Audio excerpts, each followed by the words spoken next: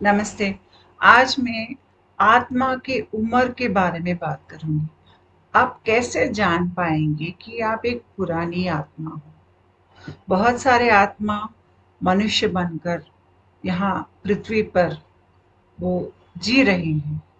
आप देखेंगे जब आप बहुत करीब से उनको देखते हैं कि हर आदमी अलग-अलग सोचता है, अलग-अलग व्यवहार करता है। तो इनमें आप एक पुरानी आत्मा एक आदमी के शरीर में है, आप कैसे पहचानेंगे? या आप खुद एक पुरानी आत्मा है जो बहुत बार पृथ्वी पर जन्म लेकर अभी आप ऐसे हो कि आप एक झाड़ पे जो आम उगता है, तो आम कच्चा से लेकर वो पक पक जाता है। तो आप ऐसे पक गए हैं एक आत्मा के रूप में। ये आप कैसे जान पाएंगे? वो क्या सूचित करता है कि आप इस स्थायी पर है? मैं उसके बारे में बात करूंगी।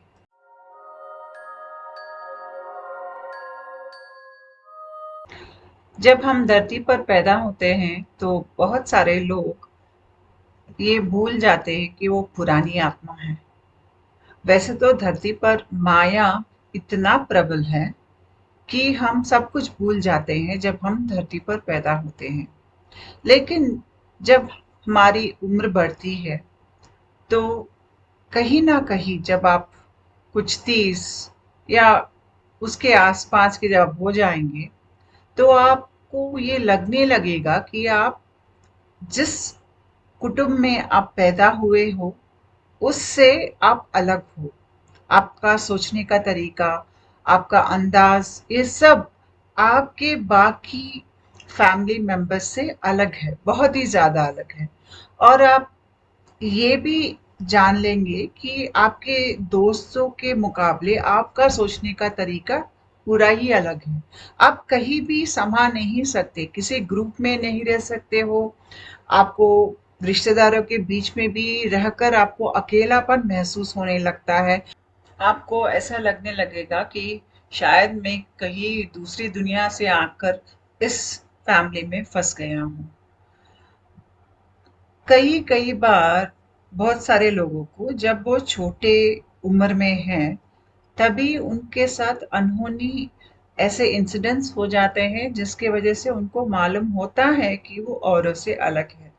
जैसे कि उन्होंने अपने मरे हुए दादाजी को देख लिया या उन्होंने कुछ अलौकिक अ, एक एंटिटी को देख लिया या भगवान के रूप को देख लिया। ऐसे भी हैं कुछ ओल्ड सोल्स जो ये अनुभव करते हैं। लेकिन ज़्यादातर हमको मालूम होता है कि हम ओल्ड सोल है जब हम करीब 25-30 उस उम्र में हम ज़्यादा जान पाएंगे। उससे कम या कई बार उम्र पूरा कटने के बाद किसी को याद आता है कि वो एक ओल्ड सोल है।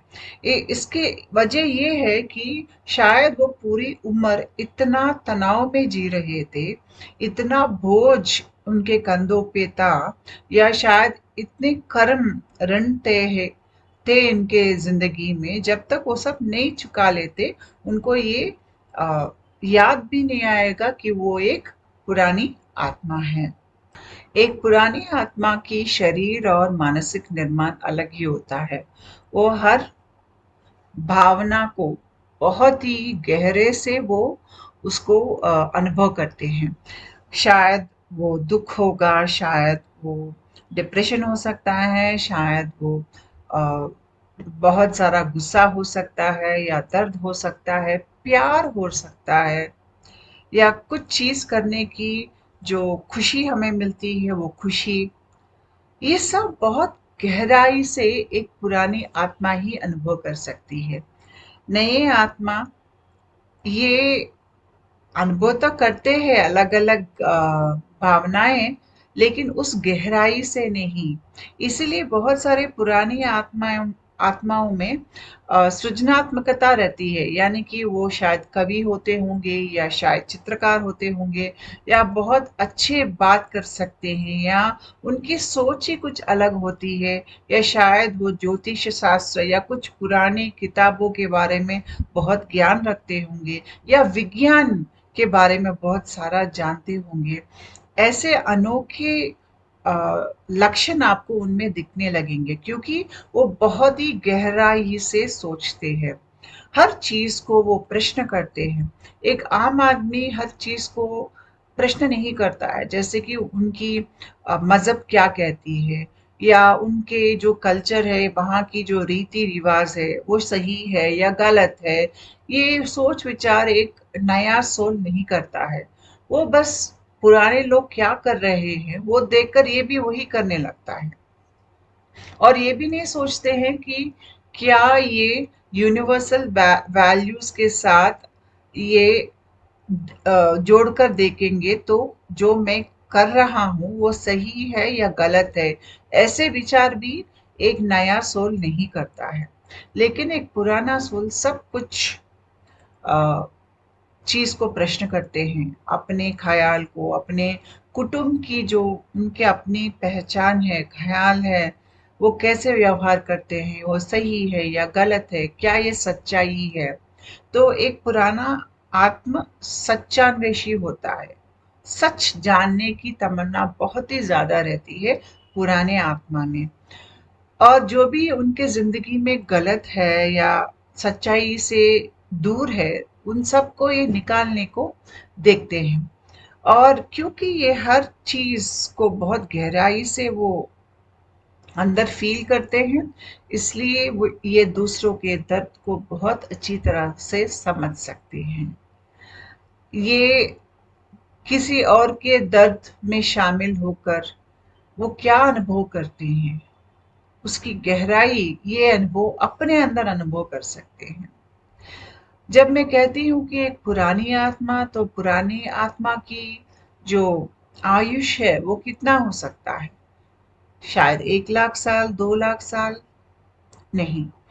जब किसी आत्मा की आयु 1 लाख या 2 लाख है तो शायद वो नई आत्मा है, क्योंकि जब हम सब जानते हैं कि पृथ्वी पर जैसा एक क्रम है, जैसे कि लाइफ एवोल्यूशन का क्रम जो हम कह सकते हैं, वो शुरू होता है मिट्टी से, उसके बाद एक फंगस जैसा, उसके बाद एक पौधा जैसा, फिर झाड़ जैसा, फिर आप अ, आगे बढ़ेंगे तो फिर वो मनुष्य कुछ जानवर जैसा बनता है। और इस बीच में ऐसे कई ऐसे जन्म होते हैं जहां पर वो बहुत ही एक सूक्ष्म स्थाई में भी जीता है, वो जो जीव है वो सूक्ष्म स्थाई में भी रहता है। जब जानवर में आखिरी जन्म तक पहुंचता है तो जानवर के स्थाई पर कर्म नहीं रहता है,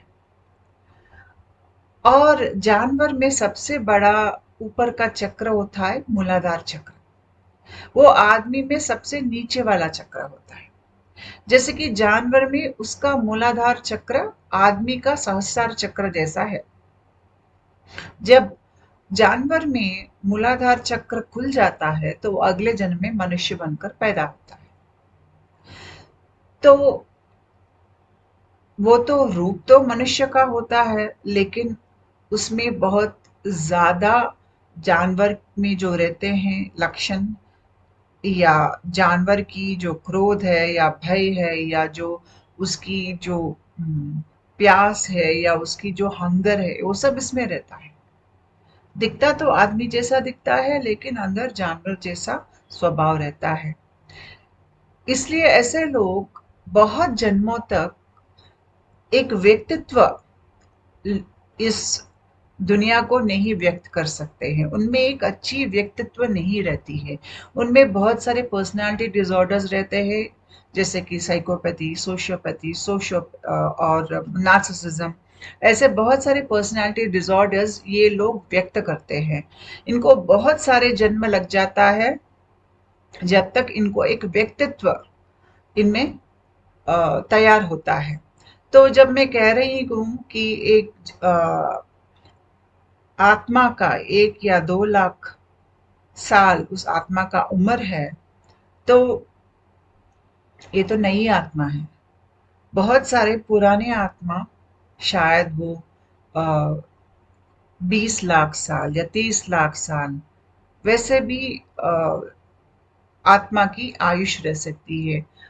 जितना आत्मा पैदा होगी अलग अलग शरीर में, उतना ज्यादा सीखेगी, और जितना ज्यादा सीखेगी आगे बढ़ेगी।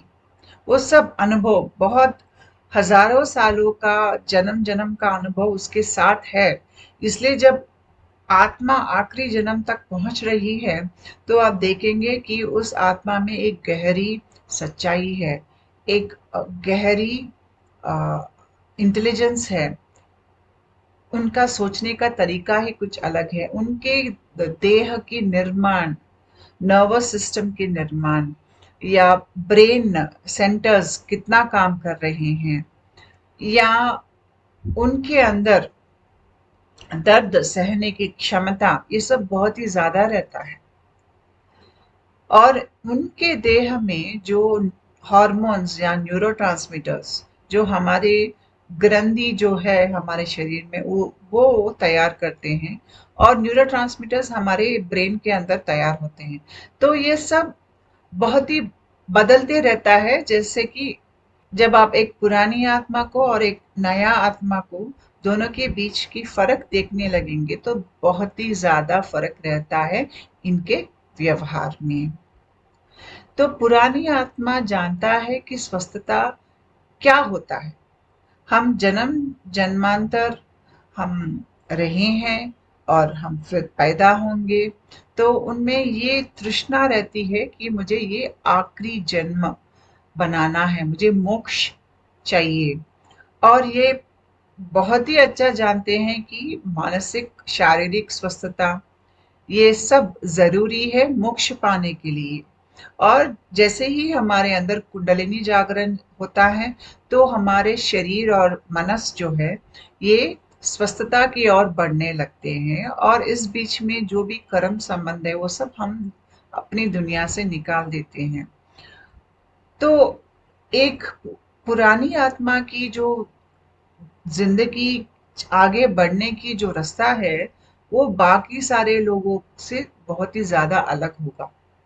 बाकी सारे लोग जो है, वही पुराने सोचने के तरीके, वही व्यवहार के तरीके, वही जो बिलीफ सिस्टम्स है उसी में फंसे रहते हैं, और एक दूसरे को दर्द देते रहते हैं।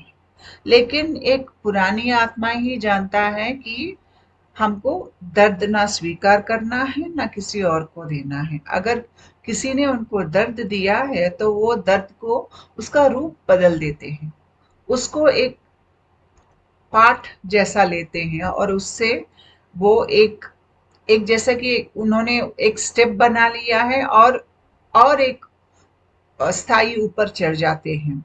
तो ये लोग दर्द को भी इस्तेमाल करके, दर्द को भी ये शरीर की स्पंदना बढ़ाने की एक तरीका जैसे इस्तेमाल करते हैं, जो एक नया सोल को नहीं मालूम होता है। वो दर्द दूसरे को देते रहते हैं। अगर उनको दर्द मिलता है तो और दर्द बांटते हैं दूसरे लोगों को। लेकिन जब एक पुरानी आत्मा को कोई भी दर्द देता है, तो पुरानी आत्मा वो दर्द को स्वीकार करके उसको बदल देती है, उसका रूप बदल देती है, और ये जितना हो सके औरों को दर्द नहीं देते हैं।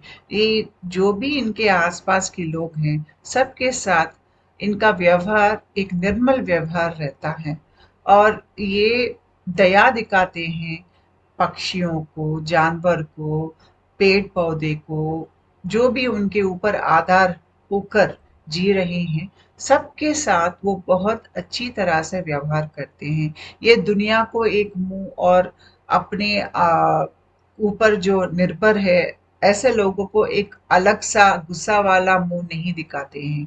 जो मुंह वो घर के अंदर दिखाते हैं, वही मुंह बाहर दिखाते हैं। इमेज बिल्डिंग नहीं करते हैं। और ये जानते हैं कि जब वो ये दुनिया में पैदा हुए हैं और वो जब देखते हैं कि दुनिया में बहुत दर्द है, वो ये भी जानते हैं कि इनके ज़िंदगी में एक काम इनको है, वो है सबका वाइब्रेशन लेवल ऊपर की स्थाई पर लेके जाने का। इसलिए ये लोग बहुत सहयोग करते हैं। अगर इनको कुछ अ, चीज़ मालूम होता है तो वो औरों को शिक्षण देते हैं। सबकी ज़िंदगी अच्छी कटे या सब खुशहाल रहे, ऐसे ही ये सोचते हैं। और जो भी इनके कैपेसिटी में है औरों के लिए करने के लिए, उनको दुख निकालने के लिए, उनको सही रास्ता दिखाने के लिए, ये बहुत ही मन लगा के करते हैं। जब आप कहीं एक पुरानी मंदिर में जाते हैं या कुछ पुरानी मंदिर आपको स्वप्न में दिखता है, या कोई देवी या देवता आपके स्वप्न में आता है, या आपको लगता है कि मैं कहीं और से हूँ, किसी और दुनिया से मैं पृथ्वी पर पैदा हुआ हूँ और यहाँ पे मुझे करने का कुछ काम है, और जो मेरे अंदर की जो ये ज्ञान है, या शायद कुछ ऐसी मेरे अंदर एक काम करने की क्षमता है जिसकी वजह से पृथ्वी और पृथ्वी के लोग जो है उससे उनका भलाई होगा, ऐसे कुछ काम करने के लिए मैं पृथ्वी पे आया हूँ। अगर आपका सोचने की जो धारा है ऐसी है, तो इसका मतलब है कि आप एक पुरानी आत्मा हो। जब आप किताबें पढ़ते हो, आध्यात्मिक ग्रंथ, जो औरों के उतना समझ में नहीं आता है, लेकिन आपको बहुत ही गहराई से वो सब आध्यात्मिक इंफॉर्मेशन आपको समझ में आ जाता है, तो आप समझ लीजिए आप एक पुरानी आत्मा हो। अगर आपको बहुत बार ऐसे एक्सीडेंट्स हुए हैं, या करीब करीब आप मरने तक जाकर फिर वापस आ गए हैं, जैसे कि कोई लीला हो भगवान की, ऐसे स्थिति आपने अनुभव किया है, तो आप समझ लीजिए आप एक पुरानी आत्मा हो। अगर आप आपके पुरानी जिंदगी आपको याद आ रहे हैं, इसके अलावा अगर आप बहुत सारे सिंक्रोनिसिटीज आप देखते हो, जैसे कि आप 999 देखते हो, या 1010, या 1111, या 0123, या 555, या आप कुछ सोचते हो, कुछ प्रश्न अपने आप को पूछते हो, और प्रश्न का समाधान जो है वो उत्तर आपको एक शायद एक संदेशा आपको एक गाना से मिलता है, या शायद आप ये सोचते हुए एक पुस्तक को खोलते हो तो उसके अंदर आपका प्रश्न का उत्तर रहता है। अगर ऐसे अनुभव आपको बहुत ज़्यादा होते हैं, जहाँ पे आपके प्रश्न का उत्तर आपको ऐसा लगता है कि ये सृष्टि आपको दे रही है, या आप सृष्टि के साथ एक वार्तालाप कर रहे हो, तो आप एक पुरानी आत्मा हो। अगर आपके शरीर में कुछ प्राण की चलन आपको महसूस हो रही है, कुछ कुंडलिनी सिम्टम्स आपको महसूस हो रहे हैं, और आप जानते हैं कि आप आपके अंदर की प्राण की बहाव को प्राणायाम से आप उसको बदलाव कर सकते हो, या आपके अंदर प्राणमय कोश या मनोमय कोश ये कैसा काम करता है, हमारे अंदर जो पंचभूत है वो कैसे काम करते हैं, अगर ऐसी ज्ञान आप में सहज रूप से है, तो आप एक पुरानी आत्मा हो।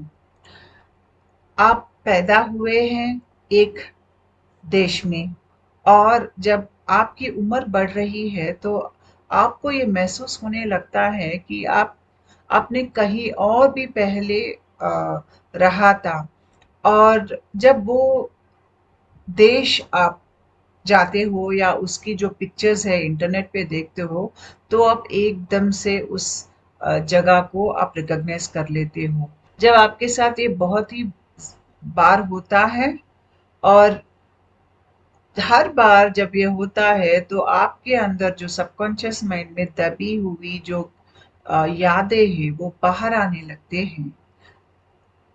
और आप ये जान लेते हो कि आपने कहीं और भी जन्म लिया है पहले, या शायद आपका जन्म जन्म का साथी भी है, तो आप एक पुरानी आत्मा हो। मैं अपनी उदाहरण देती हूँ। जब मैं 15 साल की थी, मैं कश्मीर गई थी। वहां पर एक मंदिर है जो है आदि शंकराचार्य का। तो मैंने कभी वो मंदिर पहले नहीं देखा था। मुझे जानकारी भी नहीं थी कि ऐसी कोई मंदिर है जो बहुत ही पुरानी है, और ये मंदिर कुछ बदला भी नहीं है 2000 साल में। तो मंदिर को पहुंचने के लिए उस जमाने में ऊपर की तरफ कुछ ऐसे सीढ़ियां नहीं थी। तो झाड़ को पकड़कर अपने आप को ऊपर खींचते हुए एक चढ़ाव करना था, क्योंकि वो जो हिल था वो थोड़ा ऐसा वर्टिकल हिल था।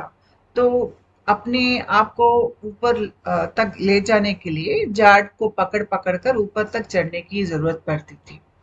और जब मैं ऐसे चढ़ रही थी ऊपर की तरफ, तो मेरे मस्तिष्क के अंदर ऐसे मुझे एक चित्र दिखने लगे, बहुत सारे चित्र, जैसे कि ये मंदिर अंदर कैसे दिखता है, मंदिर के पीछे वो कैसा, पहाड़ी के नीचे एक वैली है।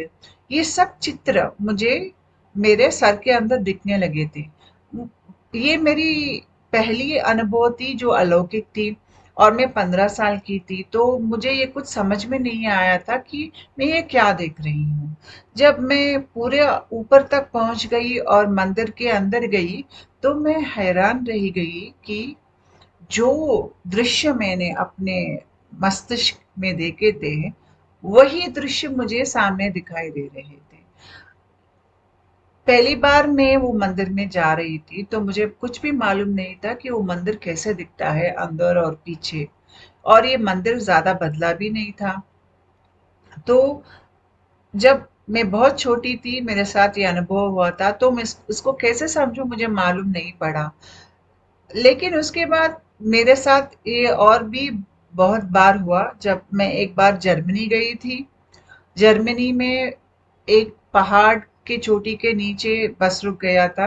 तो वहां पर हम उतर कर थोड़ा इधर उधर चल रहे थे, और जब मैंने उन पुरानी पहाड़ियों की तरफ देखा था, तो मुझे मालूम हो गया था, एक एक जैसे कि एक रिकग्निशन, एक पहचान हो गया था अंदर ही। मेरा मन पहचान पहचान गया कि मैं यहाँ पे पहली बार नहीं आई हूँ, यहाँ पे मैं बहुत बार आ चुकी हूँ। और इसके अलावा मैं पैदा तो हुई हूँ इंडिया में, लेकिन जब मैं पाकिस्तान में जो स्वाट वैली है, जब मैं वो स्वाट वैली का जो चित्र देखती हूँ, तो मुझे अपने घर देखे जैसा लगता है, क्योंकि मुझे लगता है कि शायद मेरे पहले जन्म में या इस जन्म से पहले मैं स्वाट वैली गई थी। मुझे बहुत गहरा रिश्ता लगता है कश्मीर के साथ, स्वाट वैली के साथ। वो जो रीजन है, एक पुरानी आत्मा पैदा होता है एक देश में, लेकिन शायद उनको लगता है कि वो बहुत सारे देशों से जुड़े हुए हैं। इसलिए एक पुरानी आत्मा किसी भी आदमी को या किसी भी देशवासी को दुश्मन नहीं समझता है। उनको लगता है कि जैसे कि एक संस्कृत में एक कहावत है कि वसुधैव कुटुंबम, कि पूरी दुनिया जो है ये सब एक कुटुंब है। और मैं इस जन्म में यहाँ पर पैदा हुआ हूँ, अगले जन्म में शायद कहीं और पैदा होगा। मेरा रूप, रंग, शायद मेरा नाम, मेरा कल्चर सब अलग होगा। तो ये एक ज्ञान पुरानी आत्मा में रहती है। एक पुरानी आत्मा अपने सच्चाई को ही व्यक्त करना चाहती है, क्योंकि बहुत सारे जन्म इस आत्मा ने लिया है। उसके अंदर एक पदार्थ है, एक पदार्थ, जैसे कि एक अच्छा व्यक्तित्व बहुत जन्मों के उपरांत उसमें बन जाता है। तो अब ये आत्मा अपनी सच्चाई को बाहर दुनिया को बताना चाहती है। उनको कुछ भी चीज जो असत्य है उनको पसंद नहीं आती है। इसलिए ये लोग बहुत जल्दी किसी को प्रमाण भी नहीं करते हैं। अगर किसी को उन्होंने ऐसा अपना वचन दे दिया है तो उसको निभाने का ही वो प्रयास करते हैं। एक पुरानी आत्मा समझता है कि आदमी को जो उनका जीवन काल है वो मोक्ष के मार्ग में जाकर अपने शरीर को स्पंदन बढ़ाकर जनन मरण चक्र से मुक्ति पाना है। ये बात एक पुरानी आत्मा को अंदर ही वो जानकारी रहती है। इसलिए बहुत लोग छोटे उम्र से ही साधना शुरू कर देते हैं और वो बहुत सारे जो पुरानी अ, हमारी जो पुराण है या शायद एस्ट्रोलॉजी जो है ज्योतिष शास्त्र या कुछ ऐसे तंत्र अलग अलग मार्ग है जिससे हम आध्यात्मिक रूप से बदल सकते हैं और अपनी ज्ञान बढ़ा सकते हैं इस चीज के बारे में। तो ये लोग योगा करना या प्राणायाम करना या कुछ ध्यान का प्रैक्टिस करना या ये लोग ज्यादा हीलिंग टेक्निक्स जो रहते हैं जैसे कि ये लोग जाते हैं कुछ थेरेपीज लेते हैं जिसके वजह से उनके शरीर में जो दर्द हो वो निकल जाए, क्योंकि एक पुराना आत्मा को बहुत जन्म लेने की वजह से उनमें एक एक टायर्डनेस जैसा रहता है, जन्म जन्म का टायर्डनेस रहता है। और जितना भी वो सोकर उठते हैं उनको ऐसा लगता है कि मैं उठा हूँ लेकिन अभी भी मैं थकान नहीं मिट रही है। तो इनका जन्म जन्म का थकान जो है, ये थकान की वजह ये भी है कि ये लोगों ने बहुत बार जन्म ले लिया है।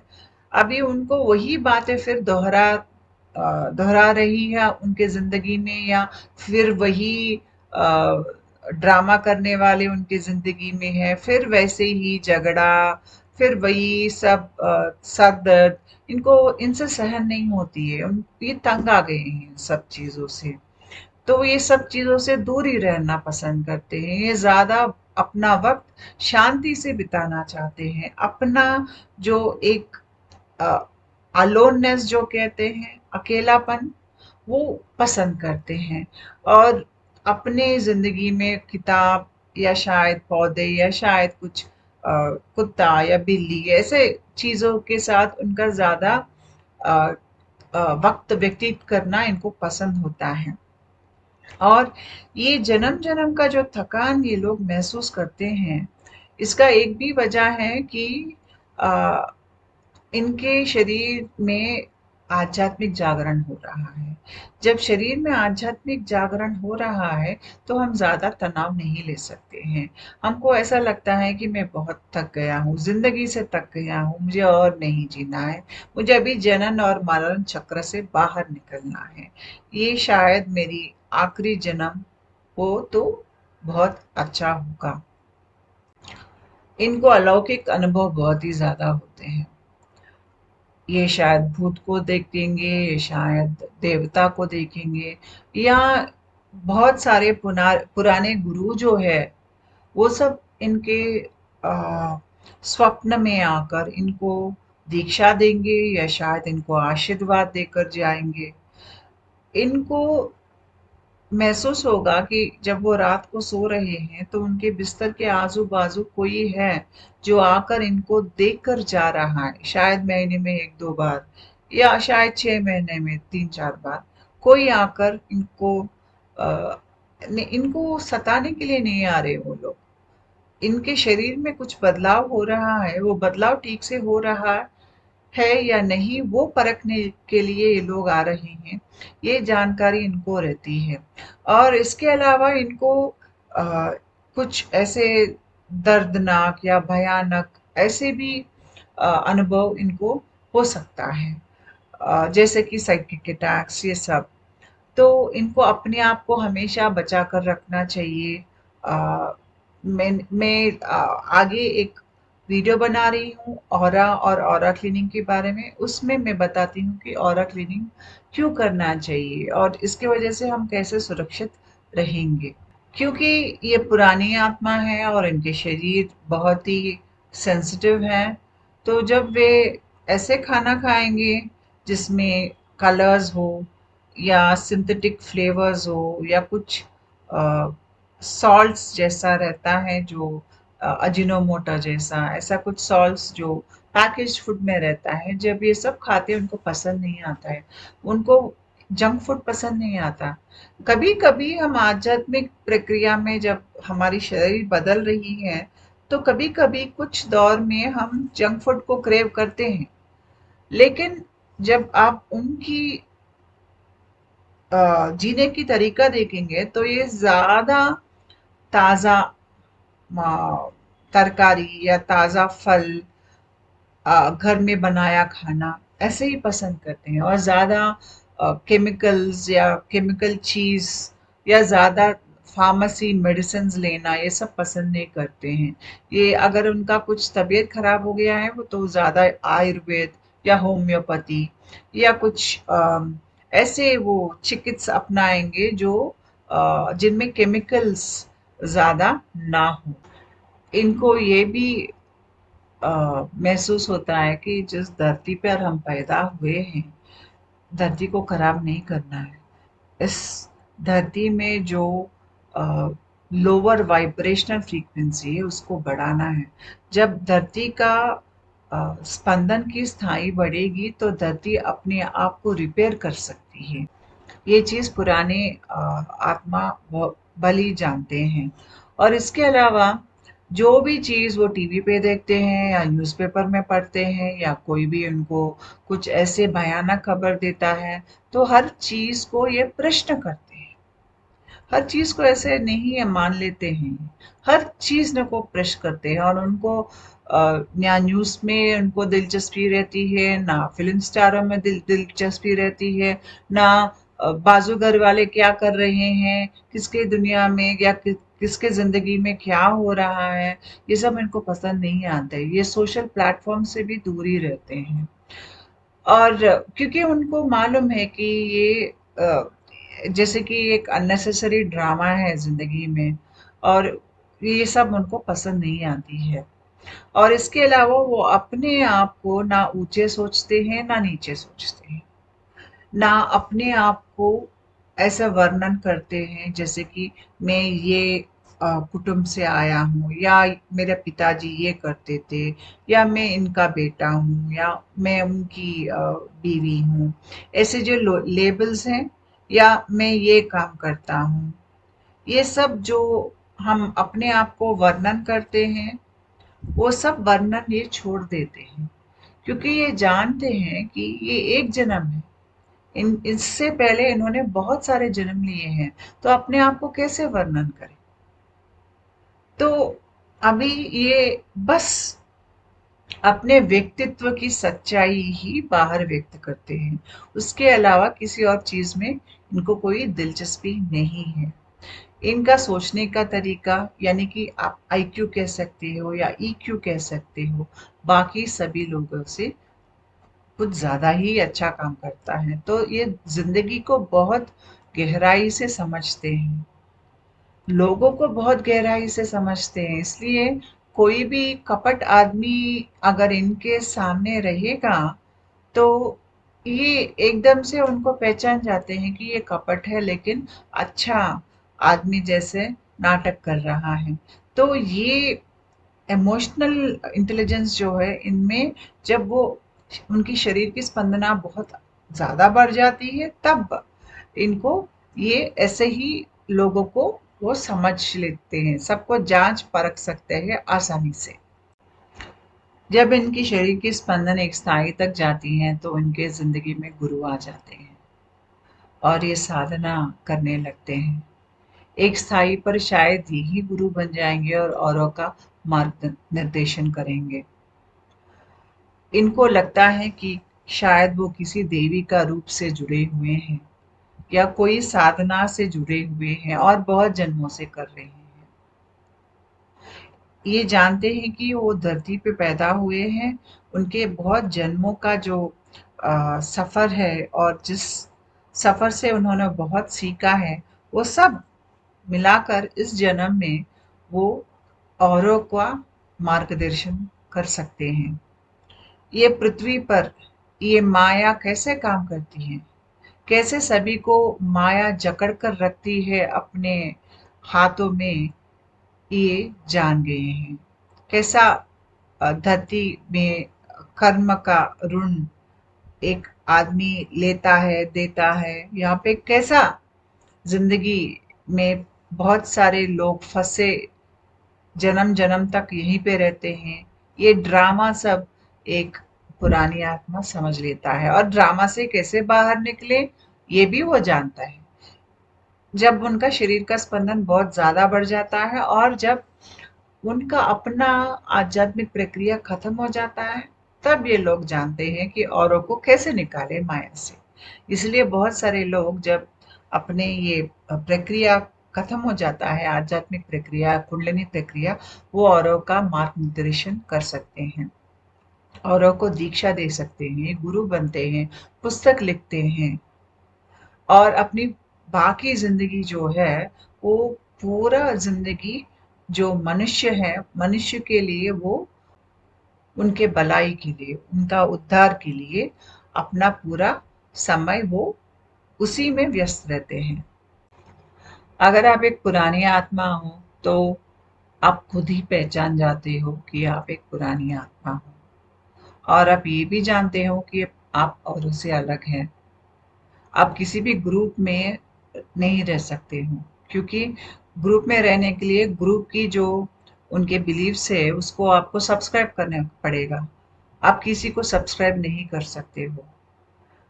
आप एक फ्री सोल हो, ऐसे ही जीना चाहते हैं आप, तो आप ज्यादा अपना स्वेच्छ को पसंद करते हैं।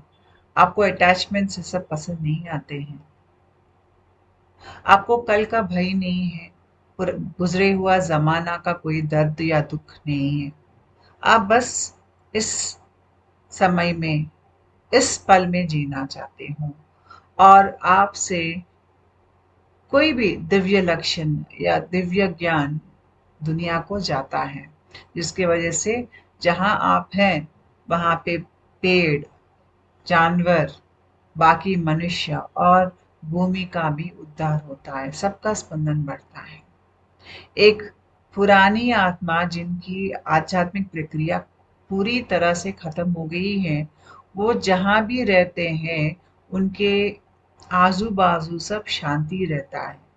इसलिए हम जब किसी योगी को मिलने को जाते हैं और उनके अ, आगे बैठते हैं, तो हम खुद ध्यान में ऐसे एक आराम स्थिति में चले जाते हैं, या एक ऐसी प्रशांत अ, वातावरण आपको अंदर महसूस होगा, जो आपको शायद जब अपने आप में आप है तो आपको महसूस नहीं होगा। ये इसलिए है कि ये वो योगी का प्रभाव है आपके ऊपर। आपके ऊपर ही नहीं, जो भी वहां पर हैं, उपस्थित है, सभी के ऊपर ऐसे ही प्रभाव होगा एक योगी का, क्योंकि उन्होंने अपने आप को जान लिया है। तो उनके अंदर एक बहुत ही पीसफुल एक माइंड सेट रहेगी, जो बहुत ही ज्यादा पीसफुल है। तो वो बाहर दुनिया को व्यक्त होता है, सबके ऊपर उसका प्रभाव होता है। ऐसे आप एक पुरानी आत्मा को पहचान सकते हो। Thank you.